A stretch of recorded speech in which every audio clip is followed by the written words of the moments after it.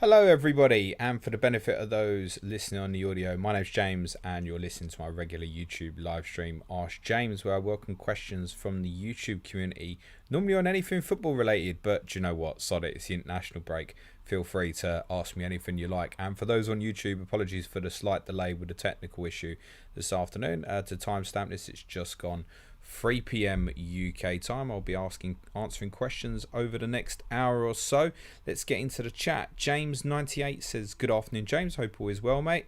Oh, thank you, mate. Yeah, very well. No grumbles at all. Beth Media says, hi, James. Would you take the Palace squad over the current squad you have at Spurs? Thoughts? Oh, I find it concerning that I didn't just immediately go no. No, though. I probably wouldn't, actually. In fairness, but I tell you what, wouldn't be a lot in it. Really up and coming and promising Palace. Remember, Gallagher's only on loan as well, so probably wouldn't. I'd like to take a few of their players though, but yeah, I guess that's concerning for me. I didn't immediately say no. Hamish Holmes says, afternoon, Chief. Enjoyed the Villa pod this week. How might Gerrard's approach impact Villa?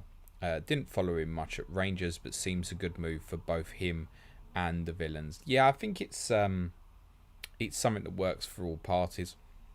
There's obviously a little bit of the unknown in terms of no experience of managing in England. But I tell you what, intense pressure managing at Rangers, so that won't be unfamiliar to him. Obviously playing for Liverpool, he won't be unfamiliar with the pressure and the expectancy at Villa. I think he'll do quite well. I think it might take a while. I think we might need to go into season 2 before you start seeing the best of him. When I say season 2, I mean obviously from August next year. We've got a great crop of youngsters, and I think he'll be looking to get some of them into the team soon, but perhaps not until they're safe and they're pulling clear of danger. I don't think there's any real threat of Villa going down. But I was on a stream earlier with FPL Penguin earlier today and was saying, like, look, next 2 games, Brighton and Palace, if they don't get anything, then it's City, Leicester, Liverpool, and then they really are possibly in trouble. But I don't think they'll go down. I think they've got enough good players, particularly offensively. They need some time to gel. I think he'll do well. The one concern I always had with him when he was linked to the Tottenham job was the inevitability that when the Liverpool job comes up, he'll go. In terms of tactically, 4-3-3 was most commonly used at Rangers. That's probably what we can expect to see again. I guess the biggest question mark around that would be, does Watkins and Ings both play? And therefore, as Watkins play as a wide forward. Some of the pressing I've read is quite similar to what Klopp does at Liverpool, but whether he'll be able to do that with a team that's not used to having possession in games is difficult to say. I think he'll do alright. JJ Akosha said, do you think Stevie G will ship Mings out? I don't think that would be a high priority. You've basically got Mings and Courtney Hawes there as the left-footed centre-backs. I'd be very surprised. It would be one hell of a statement to go in there and just drop the captain immediately. I don't envisage him doing that. Not that he won't try and replace him next summer. I wouldn't have thought in January, because I saw a report today by Kieran Maguire from The Price of Football. Basically, Villa haven't got a lot of money to play with in January, actually, in terms of staying within FFP limits, unless they sold basically next summer. So I don't think we can expect too much action in the transfer market. So no, I wouldn't see Tyrone Mings being bombed out the team in the immediate. Nasser says, hey James, do you think people overreact with the November-December schedule for rotations? Currently have Livramento and Brownhill as only playing bench. Don't own much rotation risk players besides Cancelo and Christensen. You haven't got many, right? If you're sitting there with James, Chilwell, Cancelo, Foden, Jota, Havertz, for example, then you're sitting there with loads of rotation problems potentially. So it depends on your very own makeup of squad. No, listen, you've got teams playing twice in 3 days. Rotation is absolutely inevitable. For example, we know that Leicester will basically change their whole team in one game. Brendan Rodgers does it every year. Looking at the fixtures, I mean, they're 2 games right close together. I think a City away and Liverpool at home this year, so he might not. But yeah, there'll be big changes, particularly over the kind of Xmas fixtures. I don't think it's so much of a problem now, but over the Christmas period, yeah, there will be rotation, absolute certainty. James98 says, if you could have 3 players from the Premier League outside the Super League 6, or the Greedy 6, I prefer to call them, at Spurs, who would they be? I will say Declan Rice, Rafinha, Yuri Tielemans. But I want a centre-back. Can I have Lewis Dunk? But I'd pick the other three first, in all fairness. There you go, I think that's a reasonable answer. Jordan Bellaby said, James, how crazy is it that the best player in the world plays for Leeds? You talking about, mate, Calvin Phillips or Rafinha? It's not that crazy, Jordan, because you live in a Leeds bubble. Luke Hopkins says, sorry for FPL question, James. You're good, mate. It's generally what I'm here for. Is it worth Havertz and Buemo and Vardy out for Jota, Brownhill and Kane? Cheers. Probably yes. But then you're bringing Brownhill in, so you don't want to start Brownhill, I'm guessing. So who are you starting instead?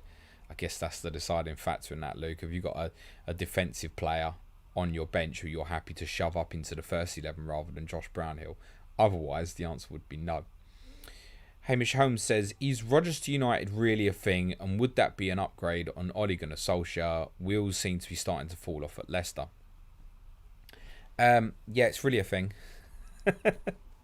Most of you who follow my streams closely will know it's a thing, and I've been hinting at it for a couple of weeks that yes, I suspect and have been informed that there is potentially, and it doesn't mean it won't change, an agreement in place for Brendan Rodgers to become the Manchester United manager at the end of the season. So, and it's from a very reliable source that I trust. And so, yes, I do think it could very well be a thing. What I would say is I think it could change on the basis that I think most Manchester United fans are going to lose their shit about it and not be particularly happy. Partly because the links with Liverpool. And secondly, if Leicester don't sort their shit out, they're looking around at clubs like Tottenham are pointing Antonio Conte and thinking, why aren't we going for some of the best? And it's not to say Brendan Rodgers can't be, by the way. Most who know me, I think he's a vain bastard, but I'm a fan of Brendan Rodgers and his work, actually. It's worth saying, Hamish, in terms of Leicester, right? Injuries, big problem. Fofana. Massive loss right on the eve of the season that they weren't anticipating. I think they panicked in buying Yannick Vestergaard because he's nothing like a like-for-like replacement. They've had other players injured as spells, and Diddy, Tielemans, we think, is likely to be out for a few weeks now. He's changed the system. He's probably going to change the system again. So there's a few issues, but Brendan Rodgers is doing okay. The problem is with Leicester, you hit certain heights over the last couple of years, right? So any dip actually feels like a dip, and it's credit to what he's done there that them being sitting at mid-table now is seen as particularly poor, actually. Bivik Shire Takuri says, went on wildcard journey for a 3-day period last week. Can't go through week of tinkering. Thanks for sharing your thoughts. Alistair Coper says, hey mate, if you had to choose between Jota and Foden for the next few weeks, which way would you go? It'd be very straightforward, mate. I'd go for Jota. You've got to take advantage of it at the moment with Firmino's potential injury. Also, which 5.7 or less striker would you fancy taking a punt on for the same period?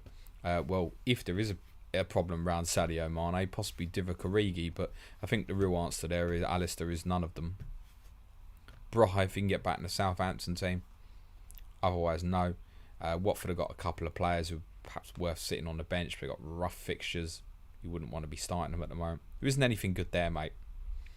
Matthew Ian M. Most says, hi James, if you had 1 year to live, I like this sort of question, but was guaranteed success in one thing, what would you choose and why? We'd win the Premier League, mate. Simple as that. That's it. Premier League, mate. Dan L says, hi James, no question. I'll leave the FPL stuff until next week. Just wanted to say that I'm loving all the content. The Patreon is real value for money. Cheers, Dan. Well sold. Much appreciate it. Patrons, I've got some good news for you coming very, very soon as well. Romanthan says, hey James, don't know if you've answered this before, but which player you think could have highest impact with all the new managers at Villa, Spurs, Norwich and Newcastle? Well, it's quite straightforward, isn't it? The Spurs boys in the immediate because of Tottenham's fixtures. So, Kane, Son, quite simply. Callum Wilson is the only player from the other three clubs I'd be remotely considering from a fantasy perspective at the moment. And if anyone wants to buy Callum Wilson this week, I wouldn't have a problem with that, actually. Bivik says, Wildcard, Trossard and Buemo, Tony, Son, Kane, Region. Come on, lads. Any suggestion to roll on transfers coming weeks? I'm not quite sure if you're on Wildcard or you want to buy these players or you want to get rid of these players. Trossard's, I don't mind at the moment playing false nine, but I think there's so many other better midfield options personally. I prefer Emerson Royal over Reguilon. It's just a personal, but the safer play is Reguilon because that's where most people will go. Tony and Buemo, I don't mind for this week. I don't even mind them for the week after against Everton, but then they can go. Kane, Son, you got to know that's 4 weeks. It's short term. Son, you can view as longer term. Kane, if you own, you're almost definitely going to move to Ronaldo in game week 16. You might even have enough before then and move it earlier. If I was on Wildcard, who else would I be looking at the moment? Depends how short term you want to look. I mean, City assets fairly obvious. Liverpool assets fairly obvious. Jota's got to go in there at the moment. The big hitting guys defensively, if you're on Wildcard. Trent, Cancelo, probably Reece James, I guess, at the moment. You're going to end up quite template if you're doing it at the moment, I think. Hasselbank's win. Hi, James. What do you know about Steven Gerrard's job at Rangers? Yes, he stopped the 10, but he won 1 trophy in 9. Also, what SPFL players could you see in the Premier League soon? How does it work out that he's won 1 trophy in 9? I guess the first title last season. Okay, yeah, but he went in there playing catch-up, didn't he? In terms of Scottish Premier League players that I could see playing in the Premier League soon, there's obviously a couple at Rangers, Celtic that might be under consideration. I've already seen Gerrard linked with Kent from Rangers. James Tavernier, I guess, could get some interest. I like Kyogo at Celtic. He looks like he's going to be a good player. But there aren't massive players, and I'm not going to pretend that I follow Scottish Premier League in that much detail, despite playing Scottish fantasy. Hamish Holmes says, who would be your 5-a-side keeper? Proper 5-a-side rules apply. Must remain in a box. Underarm distribution, etc. I value communication and organisational skills, so it's the Great Dane for me. I would imagine Peter Schmeichel probably would be very good in that situation because of the way he spreads himself for one-on-ones and stuff as well. I'd feel like probably I'd want someone a bit more agile maybe though. Certainly could throw the thing. It was amazing overarm throw, Schmeichel. I'm not so sure about the underarm. Good underarm thrower. Do you know what? His son would be a decent shout, actually, I think, in the modern game, you know. Suj is in. Mr. Suj says, hi, James, no question, but just to say, missed you today. Sniff, sniff, sees. Ah, bless you. I hope you're feeling better today, mate. Suj has been right up against it with the lurgies all week. Declan Griffin says, hi, James. Backman and Sanchez owner here. Would you just take the blank this game week or do something like Backman to Gator, nice rotation, or steal one game, have the wild card to make further changes later? Yeah, I'd to be honest, I'd buy Steele or even Foster. Either one of them. You've seen Foster got an 11-pointer at Arsenal. Now he's not going to save a penalty every week, but it's part of the randomness with goalkeepers, right? I'd get one in. If it's for free, I'd get one in. And I think, look, Graham Potter said that Steele will play in goal for Brighton. So I'd be quite happy to go with that, as long as you're not concerned that you're blocking yourself off with free Brighton. If you've already got another one, chances are you're not going to want 4. And if you've still got the wild card to deal with it soon as well, yeah, I'd get the keeper. You never know, you could have a random one, right? I'd get a keeper in. Joey TCB says, hi James, not sure if you've covered the approval of safe standing areas. Would love to hear your thoughts, but don't worry if you already covered it. No, I'll have a quick go. So I know it's Cardiff in the Championship, and it's Tottenham, Chelsea, Manchester City, and one other club. I forget who. It's another Premier League club. I forget who. And they're being allowed to trial safe standing from January, with the view to kind of being implemented across the country. There's an obvious reluctance from a lot of people because of what obviously unfortunately happened at Hillsborough over 30 years ago. But in these areas, the standing is already happening, and at least it's being done safely now.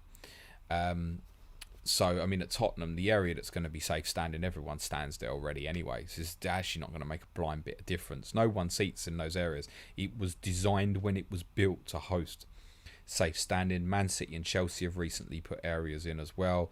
I know even Shrewsbury have got one towards the back of one of their areas at their stadium as well. So safe standing is coming, and it's choice. It's choice. It gives people a choice. You can go and have a standing area, or you can go and have a seating area. I saw one police officer make a comment in the week that these areas will be full of ultras. So absolute nonsense. I mean, at Tottenham, it covers the whole lower tier of the main end, which has a very big variety of singers, non-singers, old and young. So that's not going to be an issue. I think it's for the good. I think there's a lot of work on our Patreon pod on Wednesday on Tottenham. Me and Suj are going to take a bit of a deeper dive into atmosphere, and I think safe standing is something that will help it.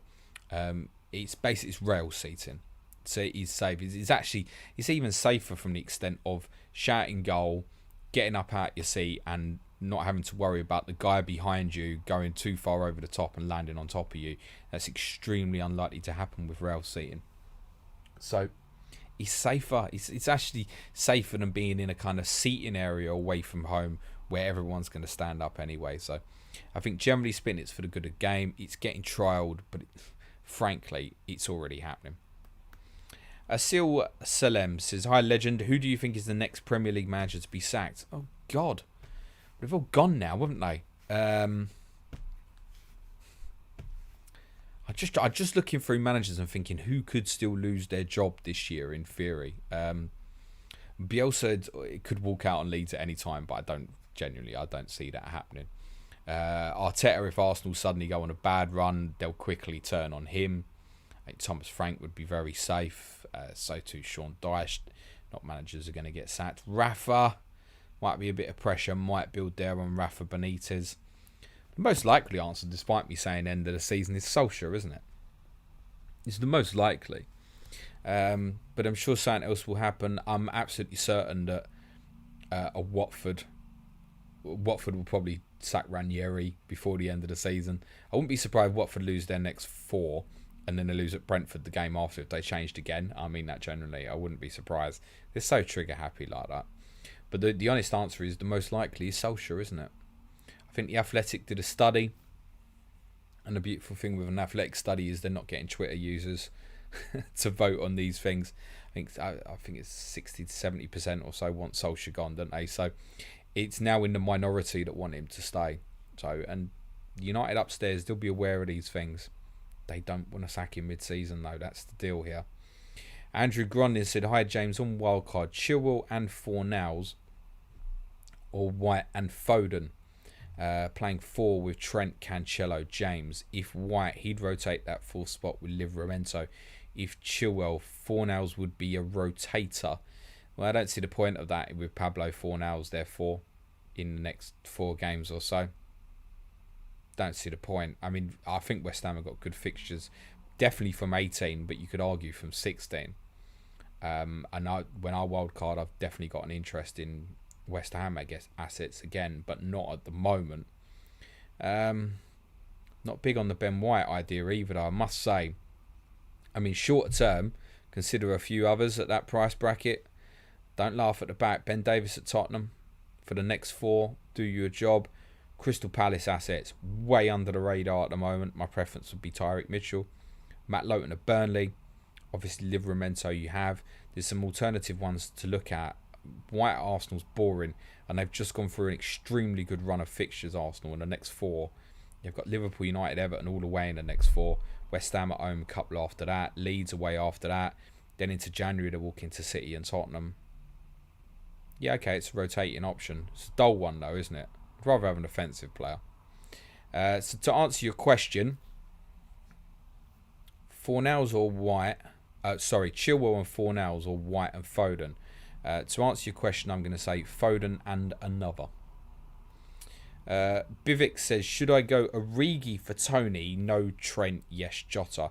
To pour more cash in mid and defence and pick other bargains there. So let's slow down, right? Because I think this idea has come about because Sadio Mane picked up an injury for Senegal yesterday. But it's been said that it's not serious. And he might even play in Senegal's next game next week. So, chill. And even if Mane was to be ruled out for a while, and so is Firmino, You still got Minamino there as well. You used Oxlade-Chamberlain as a false 9 during pre-season, and Chamberlain's fit at the moment. So I would slow down on Origi. Wouldn't bother. I mean, if you've got 3 forwards and you want to go that way anyway, like if I was buying one there at the moment, yeah, sure, buy Origi. But it's also going to block you off 3 Liverpool players. Do you want to? You're going to put yourself in a position where I'm assuming you've got Salah, like everybody else. And okay, you've got Jota. But what if suddenly it's like, oh my God, you do want Trent? Well, you can't sell Origi to fund that money for Trent, can you? That's impossible. So it's got to be a no. Mikey Hughes says, hi James, the content this week has been great. Thank you. Question, where do you expect to finish now Conte has arrived, and how long do you think it will take before Conte makes his mark given lack of pre-season? I think it's difficult to say because I think it really might be determined by how close Tottenham are to the top 4 come springtime, and also what Tottenham are doing in the cup competitions. Now, we might be out all of them by that point, in which case I'd expect our league finish to be fairly decent. I'd say probably top 6. I wouldn't be surprised if Tottenham won the Europa Conference League and finished like 8th or 9th, to be honest.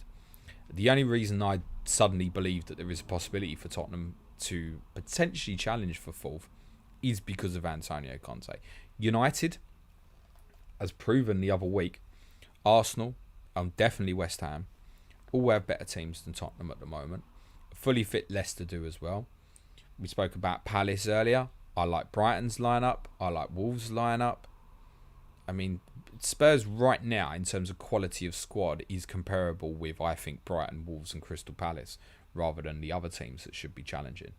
So the only way we're going to finish top 4 or be close to it is because of the manager and because of investment in the squad in January, which there will be some, by the way. So very difficult to say. I'm more interested in the moment in terms of going to the games and being able to support my team and looking forward to watching them before I get too excited about what the expectations are and what we can be and what we can't be, because we need at least 8 new players to even think of challenging for a league title, for example. So one step at a time. At the moment, I just want to get back to supporting my football team and enjoying it again, and I'm really not thinking too far beyond that. The target has to be 4th, of course, but I think it's probably a bit unrealistic. I would be delighted to win that Mickey Mouse Thursday night competition this year. I want to go to Albania in May. Luke Hopkinson says, from -8, sorry mate.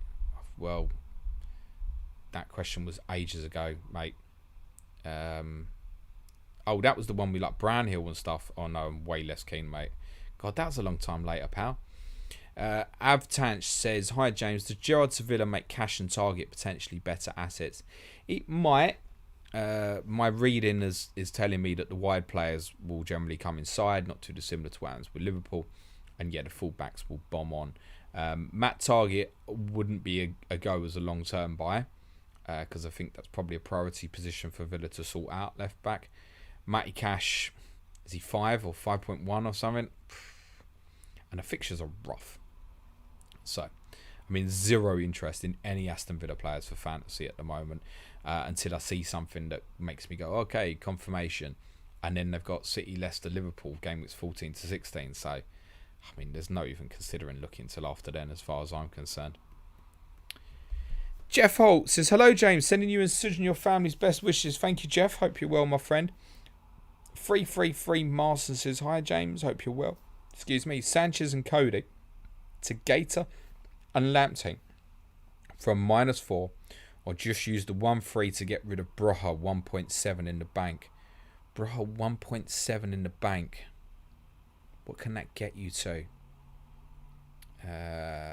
Adam Armstrong, Tony. I don't feel like it can. Maybe Odson Edouard. I'm not overly pleased where he's playing at the moment. No, but I wouldn't do the -4 either. I wouldn't do the -4. I'm guessing you want a goalkeeper. I don't mind just a straightforward sideways Sanchez to Gator in any case.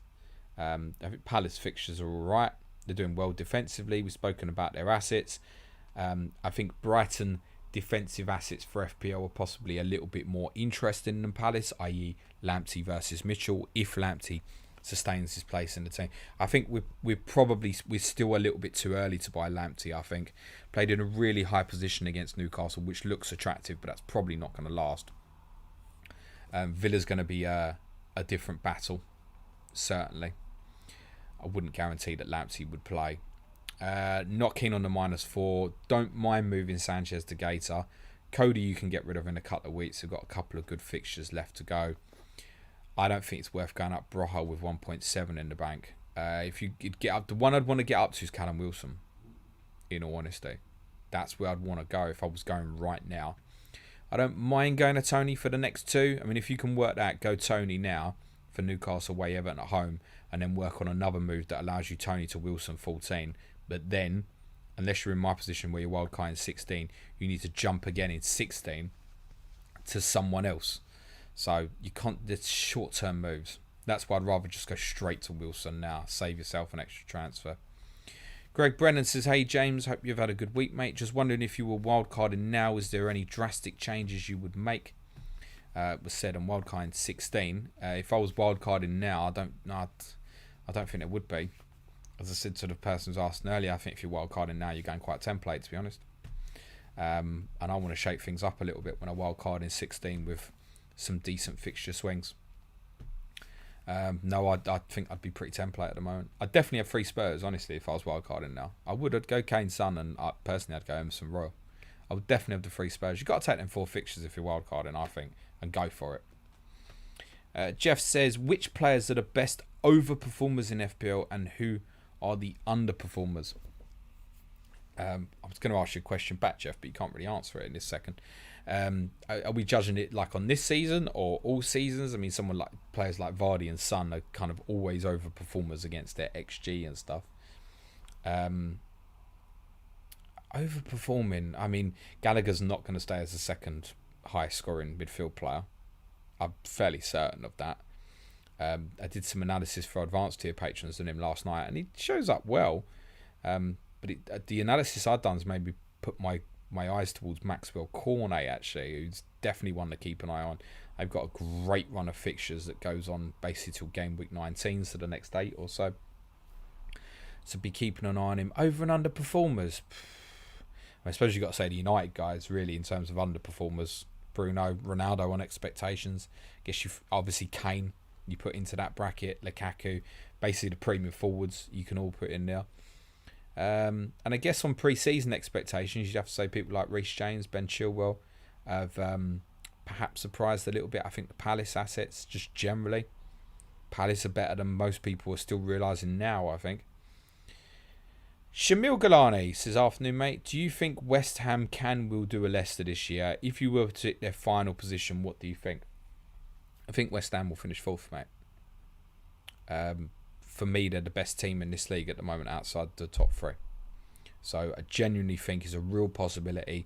You've got a challenging set of fixtures. Remember what I always tell Suj, stay above that 2 points per game line. If you can get to game week 18 and you're on 34 points at that stage, you're on. You've got a great chance from there. So that should be the target. I don't know what you're on now. Maybe it's 23 points, I want to say, maybe. 23. So I realise that's only 9 from the next 6 or so. But it's tough games in there, like City, Chelsea and stuff, right? So that wouldn't be, in terms of trying to finish 4th, that wouldn't be the worst at all. So get yourself to Norwich at home, be on 34, and then you're looking at winning a consistent run of games to then keep you above it, so you can keep your nose above water for then the next difficult run when that comes as well. That's always the challenge with trying to finish top 4. Best advice I can give you, Sham, is stop worrying about other teams, focus on your own, focus on your points total, and you will find the whole process a lot easier.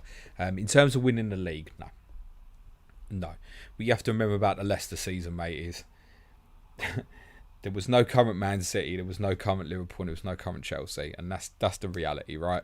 Let's be honest. That season, Arsenal ended up finishing second on 72 points or something, which is a joke number, right? 72 points this year will not guarantee you 4th. It probably will be enough, but it won't guarantee you it. So unfortunately, the competition is too high. If you were dropping that West Ham team into that Leicester season, I'd say yes. But it was just a unique, unbelievable situation where all the big clubs all had a disaster basically at the same time, and the one miracle year where someone completely unexpected hit an 80-point total. You got the combination of both happening. That's not going to happen. That's not going to happen this year, mate. But you're doing great. Dave Perrin says, if you had to predict the Spurs score for the next 4 games, what would you say? I'm considering going without Kane and Son as they've looked blunt. Simple goal. Dave, well done on your appearance on Scoutcast as well, mate. Good stuff. Predictions, next 4 games. I will go 2-1 versus Leeds. 0-0 at Burnley. I will go and 2-0 the other 2, Brentford and Norwich. 6 goals don't sound great, does it? But it is 1.5 goals per game, and the only 2 players that score are Kane and Son. You asked me what I expect from Kane and Son over the next 4 fixtures in terms of attacking returns. I would say to you minimum 3. But also remember, because of Salah, you don't need to put the armband on them at the moment. So I think they're interesting. Ludwig says, afternoon, James, Vardy and Rafinha out for Son and Wilson or for Kane and Gallagher. I quite like the Son Wilson option actually, because I keep talking up Callum Wilson. So I think in terms of Son Kane, like I don't think there'll be a lot between them. Like I don't think Kane's going to outscore Son by 15 points over the next 4 or vice versa. I think they'll score very similarly. I think Kane will probably score more goals, but in Son's case he can get 1 and he's on 10, 11 points or something, right? So I think they'll score very similarly. I wouldn't stress too much about it. So I think the question you're asking me in terms of setup is Wilson or Gallagher. I like Newcastle's next 4. There's a tough game at Arsenal in the middle of there, but next 3 home games, Brentford, Norwich, Burnley, all inside the next 4. Yeah, I'd be going Callum Wilson, mate. FPL telling Josh, afternoon, James. Hope you're enjoying the international break. I know you said previously you don't enjoy England games much. Just wondered, has this always been the case? Did you enjoy international games growing up? I should probably clarify that comment there in terms of, like, when England are playing in a major tournament in the summer, it's like big deal, major thing. I can't be bothered with the qualifying nonsense of knowing that even if England lose tonight to Albania, a victory in San Marino probably still does the job on Monday. I mean, can I be remotely asked to watch that game on Monday, knowing that Southgate will probably change a lot of the team as well? No. What am I going to learn? I'm going to learn watching England play against San Marino, and people can say that's disrespectful, but it's true. I've seen England play these teams, 50 times or so now. These smaller nations who you know you're going to beat, and the only question is how many is the score going to be. It's not particularly interesting for anyone, is it? Now, maybe 20 years ago when we first played these teams, I'm like, never seen England play Luxembourg. That's quite interesting. Luxembourg's a really bad example because they beat the Republic of Ireland the other week, didn't they? I think they had a good win in Azerbaijan last night as well. But you know what I'm saying by my point. So it's the shit qualifying that I can't be bothered with. England major tournaments, right up for it, as patriotic as anybody, brilliant. Even if we've got a big qualifier, like, to be honest, I'd like England to get like a major nation in the qualifying, even if it put us at risk. And then I would actually have more interest in them other games. So I'd be like, oh, you know what, goal difference might be important here and stuff like that. There's just none of that there at the moment. So, and that's partly to England's credit in terms of they've become better as a football team. The last qualification we had for the Euros, like, they were great. Every game was enjoyable to watch. Battered Montenegro away. The Kosovo home game at Southampton was carnage. Even the last game there, when we were already through, we went to Kosovo and won 4-0. I feel like we scored 4 or more in every qualifier, and they played good football. But at the moment, no. I think I've probably watched too much football over the last 18 months or so because of COVID and the amount of accessibility to it. So my mindset is probably a little bit worse for these games now. I have no interest particularly in watching England San Marino. And it doesn't mean I won't watch it, by the way. I can't be asked. It's not important to me to watch that fixture. And actually, even tonight, like, if I miss the start of the game because we're trying to put Harry to bed or something, then I'm not bothered. I'm not even going to press record and say, I'll start watching it at 8:30 or whatever.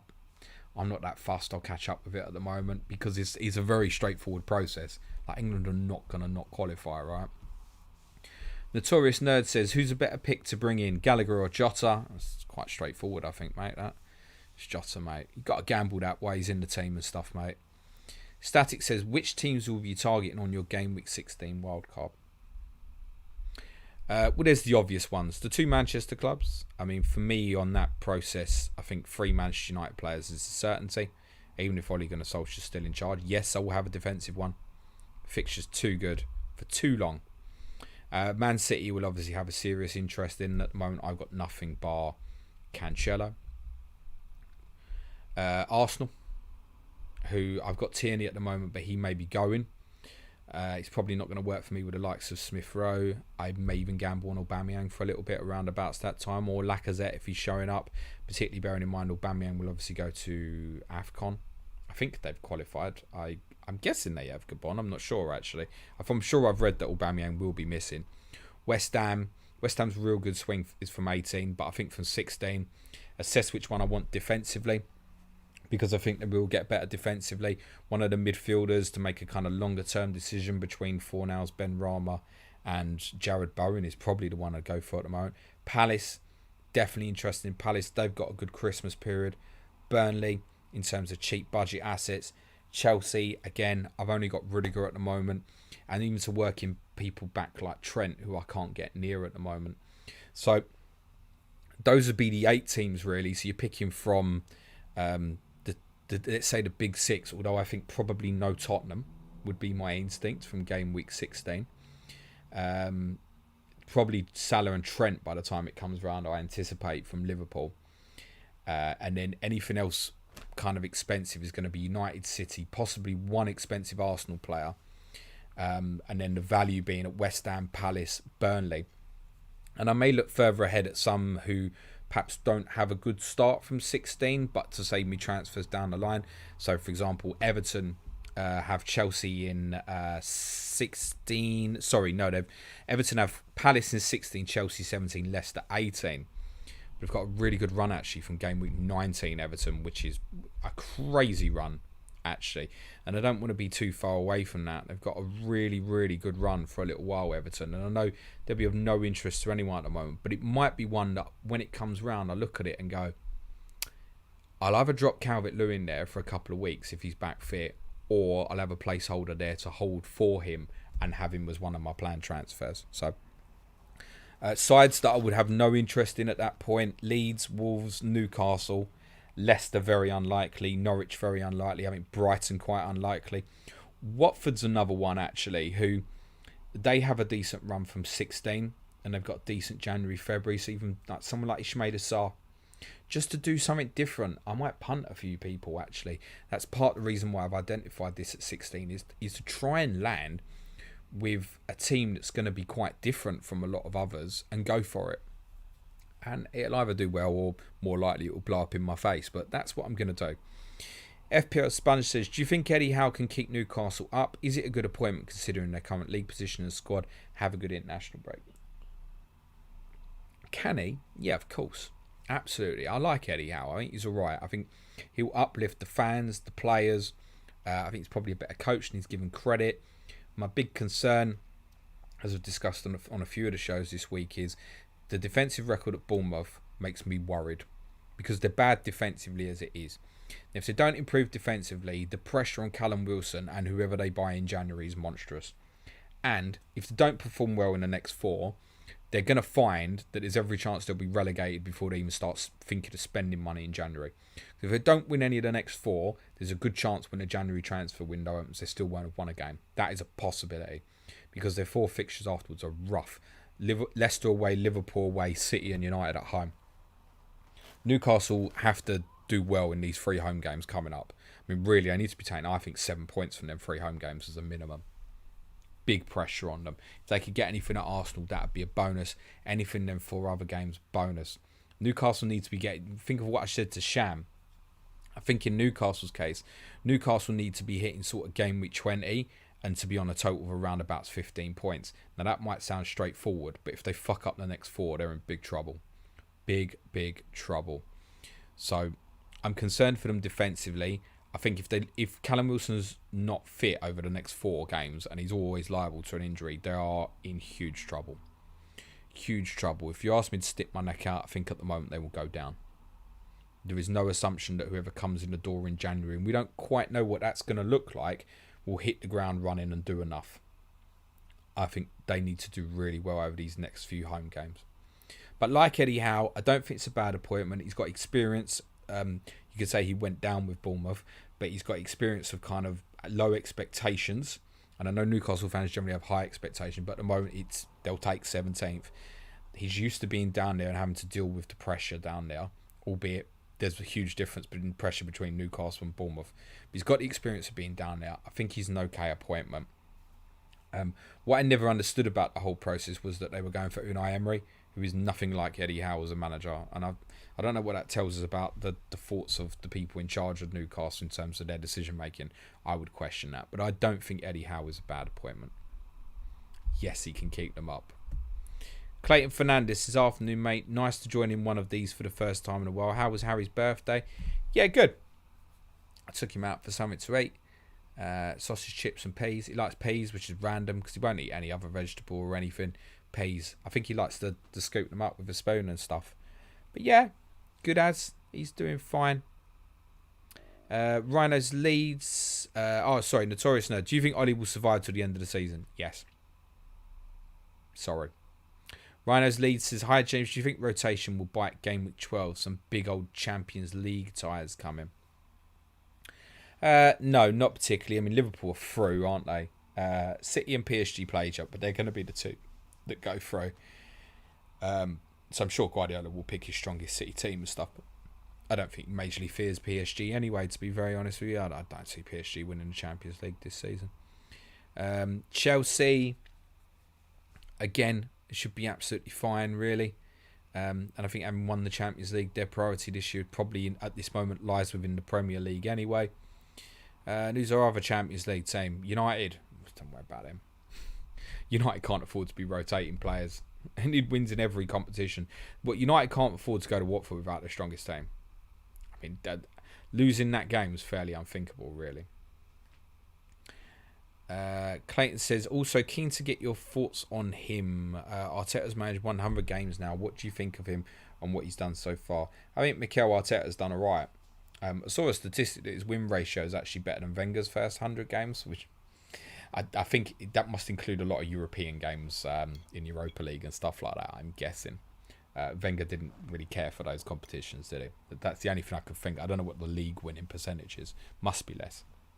But I think he's doing okay. I think he's doing alright. I think he's got a philosophy and an idea of how he wants to play. And I think slowly but surely he's getting players in like White and Tomiyasu who are definite upgrading standards from what they had previously. Ramsdale's come in and has done brilliant in goal, in fairness. I think he surprised a lot of us. I think they're doing alright. I think they're not bad defensively. I think the creativity issue at the moment is fixed because of the positioning of Smith Rowe and Saka, what's effectively a 4-2-2-2 that becomes a 4-4-2 without the ball, which is also allowing Aubameyang to have a proper partner in Lacazette. I think it's working at the moment. I've never really thought I think from a Tottenham perspective, right? If I thought he was shit, I'd be like, oh, hope he stays. Like, I'm not convinced that Arsenal changing would be for their benefit. I'm really not sure at all. I think he's improving. I think there's still an element of him learning on the job. I really liked his interview after the Crystal Palace draw, where they didn't play particularly well that night, but he spoke about the understanding that because they're a young team and they are basically the youngest in the league now, they will make mistakes. They will have games now and again where they're inconsistent, and you could see it lighting up in his eye in terms of he knew what the problem was. So next steps for Arsenal is to be a bit more consistent, is for their fan base to have some realistic expectations of their football club. But those realistic expectations at the moment should be to try and finish fourth. But they're not in the top 4 best teams in this league. So if he achieves it, it's a brilliant achievement. Mikey Yu says, apparently Lampard has pulled out Norwich job. Who do Norwich go for now? The one that made me laugh last week is I saw they were being linked with Hassan Hootel. Sorry. He's going to go to Southampton to you because why? I mean, I'm not aware of that news story. I've kind of, in my brain, been working on the idea that Frank Lampard is going to take that job. Good question. Really good question. Do worse than the guy Villa just sacked, in all honesty, in Dean Smith. It could do far worse than that. Pierdo's Pen says, "Hi James, hope you and the family are well. Sorry, FPL question. I like this. Apologies for an FPL question. Is White Havertz to James Gallagher? If I get my words out, worth a -4. The hit effectively is for the defender, isn't it? I presume you can't just move White to James, but you could move Havertz to Gallagher. So is James to White worth it? For this game week, it could well be. Leicester can see chances down their left-hand side. You're probably not expecting anything from Ben White away to Liverpool. So if you were going to do it, now's a decent time. But then the following week, Ben White's got Newcastle at home. Presumably you want to play him. So it's probably a little bit more about the afters. And Gallagher, you happy going that way? I presume that's going to rule you out, possibly of some other players, perhaps Jota, Foden, Son, rather than staying around that area, unless you've got all of them as well on Salah, and Gallagher's your fifth, in which case, yeah, so just consider that, my friend, where you're at with your other options. Cherie MC says, how many hits are too many in a season? I wouldn't judge it like that at all. Really wouldn't judge it like that at all. Because sometimes you are forced into it because of injuries, perhaps even game postponements in certain seasons and stuff, where you have to go and act on something that you didn't prepare for. So I wouldn't look at it and say 24 points is too many or 40 points is too many, because I think you just have to judge it on a consistent rationale. Some people are aggressive and take 70, 80 points and will finish in the top 10k, I'm fairly certain, because that's their style. So I wouldn't put a number on it. Really, really wouldn't put a number on it. I don't like unnecessary -4s. Is what I would say. But there's a time where shit happens, you don't plan for it, you got 3 or 4 injuries, and the right thing to do is take a -8. And if that's not part of your plan, but it's the right decision, you should go with the right decision. The Rube says, hi James, I can get either Jota or Son this week. Which one should I get? Already have Foden. I'm thinking Liverpool will outscore Spurs in the next 4 games. You've already answered your own question then, mate. It's Jota then, isn't it? You've answered it. You've instinctively answered your own question by saying you think Liverpool will score more goals than Tottenham over the next 4. And to be honest with you, I find it difficult to disagree with that opinion. But then I have Jota as well. And Son is coming as well. Notorious Nerd, initial thoughts on the winter break to accommodate the Qatar World Cup next season, impact on FPL. Wow, I mean, that is early thinking, isn't it? I mean, the first thing to say is you won't get me using, unless we get an extra wild card, which I've heard a few people mention this week. And I wouldn't be surprised, but I hope there isn't one. I mean, I'd definitely be using the wild card during the World Cup. Too much shit going on. Too much to learn. Too many injuries to avoid. To roll for a game week. Imagine that, I'm going to go into the World Cup with 2 free transfers. I'll roll one. I mean, by the time you get to the other side of that World Cup, you're going to want to make more than 2 free transfers, I'm fairly certain. So my instinct would be the wild card has to be used over that period. You sit on it for 5 weeks and do whatever you want with it. That's where I'd want to be at. So there'd be no using the wild card early. And I'm sure strategy-wise, that's probably what most people would advise next year, which is interesting because I think the majority of people do like using the wild card early to get value. And there'll be, if that is the case, there'll be people next year, but I'm not using it. Game week 3, they've had a bad start. See people going out and think, I'm using it. Trigger happy. Sort out the immediate problem. I get it. In terms of impacts on the pitch, it's possible to say, right? Impossible to say. Because one of the impacts will be, in terms of FPL afterwards, will be, well, who goes far in the tournament and do they need a break afterwards? There was a 1-week break between the Premier League and the World Cup. I find that's pretty ridiculous. But let's be honest, the ridiculous thing in the first place was giving Qatar the tournament in the first place, because shouldn't be having it. But that's a whole different podcast. Jeff Holt says, if you could own a fully signed shirt, 1 to 11, which team in history would you want? 1966 England, 1982 Italy, Ajax the 70s, Barca or other. Tottenham 61 team, Jeff. You should know that, right? Surely. Bivek says, Gator, Nuno Tavares, Reguilon, James Chilwell, Livramento. zero point 0.1 in bank for Lamptey. Should I be content for coming weeks? I've got a playing 8 forward mid start as well. Yeah, I'd probably roll a transfer, mate. And if Tierney nicks his place back off of Tavares, then that's the one you can move on, right? Easton says, I'm not sure what to do with Christensen due to his rotation risk. This is the same every week, my friend. Upgrade removes funds I need for midfield. I want to downgrade, but it gives me only one Chelsea defender left when many have 2. False. Well, if you only got one, you're probably losing anyway. Reality. You're probably losing anyway. And so if he ever gets benched, you're definitely losing.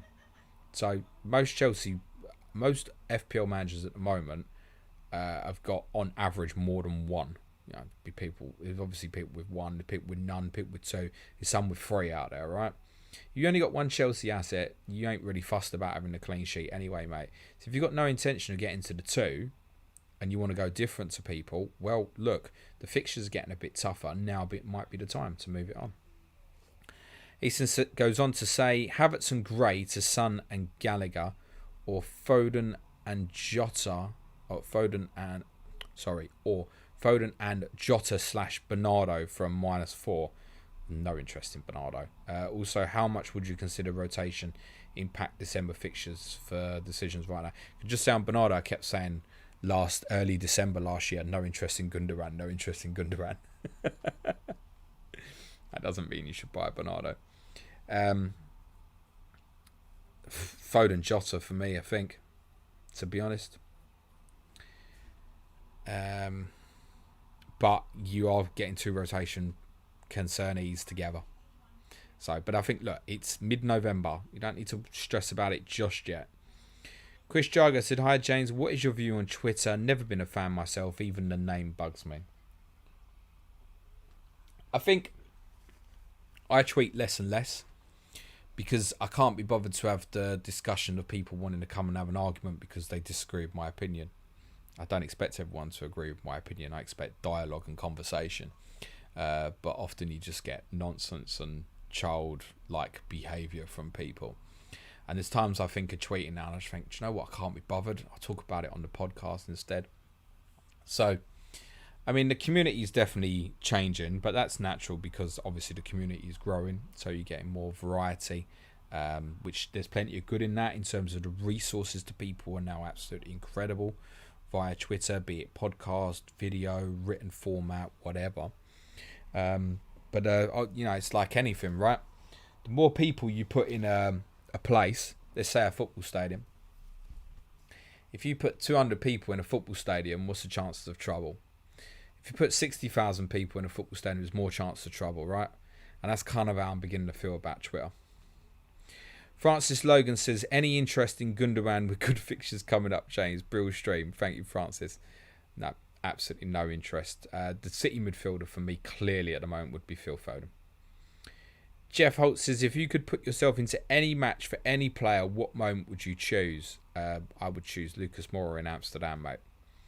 It'd have been like having a wet dream when I scored that hat-trick goal, mate. Cole Wharton says, I'm not editing that out. Cole Wharton says, I can't, it's live. Hi, James. As a Middlesbrough fan who has had 70-odd-year-old managers recently in Warner Computers, I say, yeah. What's your thoughts on these really old-school managers in the modern game? Well, I'm not a fan of it. I mean, nothing against those particular individuals. I just think if you appoint someone at that age in the modern era, it's doomed to be very short term. So you are making the decision almost like you're firefighting, which also doesn't give these people much of a chance as well because they know they're going in to firefight. I mean, look, most managers get appointed because the team's in a bad situation, right? But let's be honest, if Sam Allardyce gets another job, why is he getting another job?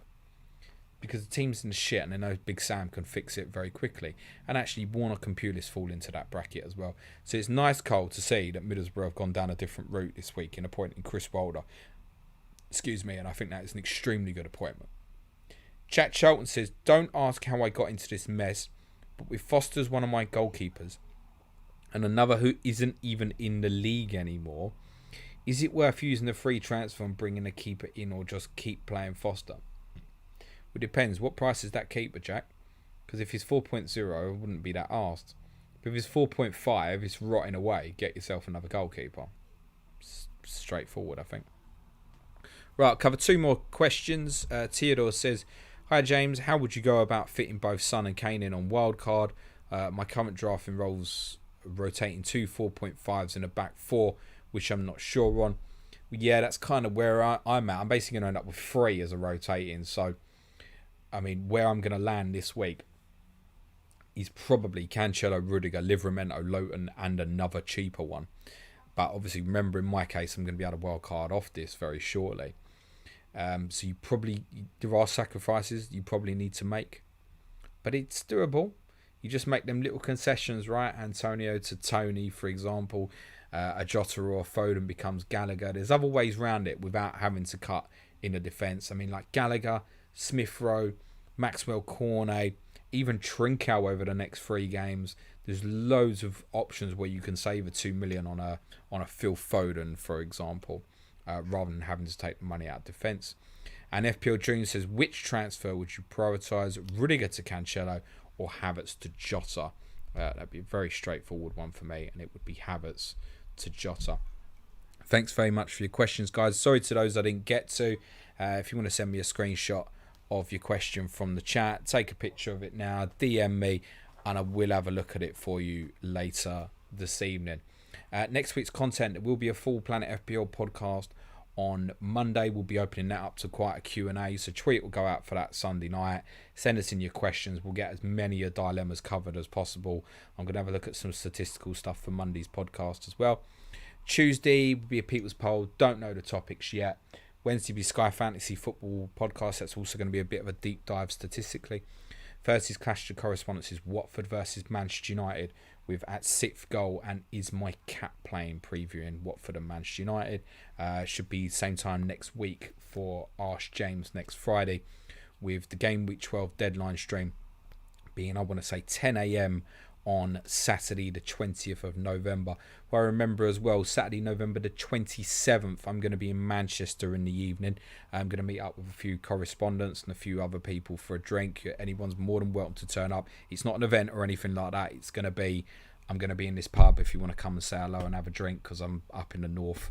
Come and say hello. I'm going to Burnley the next day, but I'm going to stay in Manchester the night before. Patreon content next week will be Q&A on Monday. Don't know yet Tuesday. Tottenham Wednesday. Well, as I said, we're going to be talking a lot about current atmospheres at football on that podcast Wednesday. Thursday will be quiz. Friday will be our Game Week 12 preview show. That's from intermediate tier and advanced tiers. You've got videos coming Monday to Friday next week as well, which include a very close look at Maxwell Cornet in next week's Talking Tactics. Other than that, I wish you all a very good weekend, and for the benefit of those on the audio, cue music please, man child.